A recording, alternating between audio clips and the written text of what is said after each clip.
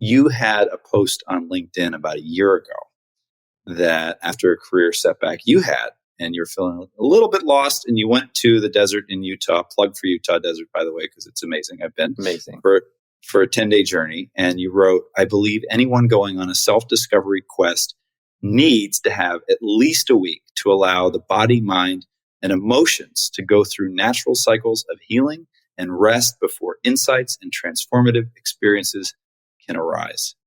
And so we were curious in reading that. Was that your way of kind of addressing this bigger question of who am I now? Oh, absolutely. I am not immune. Just because I study and know this stuff, I have to apply it back to myself. Yeah, I've gone through multiple professional identity crises. I think I'm up to like 6. And each one feels different. Each one requires a reset, and none of them feel good. It's always that uncomfortable, like icky space. I call it the messy middle. So I did. I just took off to the desert. Really no idea in mind, no plan. I had some books, I had some watercolors, I had my mountain bike and my dog.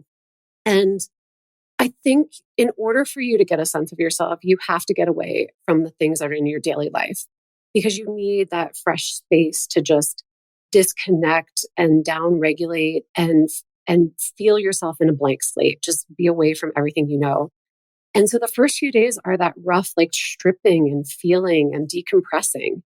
And then when those layers and that noise start to dissipate, you can settle and see now what's really here. Now I can start to get some clarity and reconnection. And that's what the desert did for me. It was my blank slate time. And it really made me realize it would be beneficial if I would love if a company would do it, but really anybody at any time in their career took a professional identity retreat and just stepped away from their work, their life. You need a handful of days. I understand that, to just say, who am I without all this other stuff around? If I let go of my job title, if I let go of the company I work for, if I didn't have any of these other things, what would I say is my identification in my work? That's really amazing. What came out of that for you, this particular trip? Just out of curiosity, what were the big takeaways? Yeah, it was over a year ago, so I've got to dig into my memory a little bit. I think the affirming part is realizing that I do love myself, right? Like realizing you have to like yourself first. If you don't like yourself, you've got a lot of other problems. And I do meditation, I do therapy, I do a lot of personal practices to help maintain growth and work on that path towards self-actualization.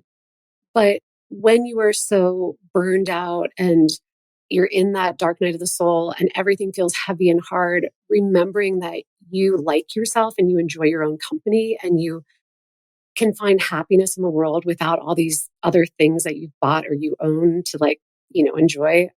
Those were really good moments. And then ultimately coming back to the language I've been using. Am I still a creative disruptor? Does that fit me? Have I drifted from that? And I was like, no, I still know myself. This is me and this is my truth. Even though these other bad things are happening, like that will pass. So it recharged me and was inspiring. And I think that was partially why I'm on this path to write a new book, because the big takeaway is I still own my career. No matter what happens with jobs and employers and companies, nobody else can take my career from me. That is mine to hold and own and grow and develop. And that was a big revelation.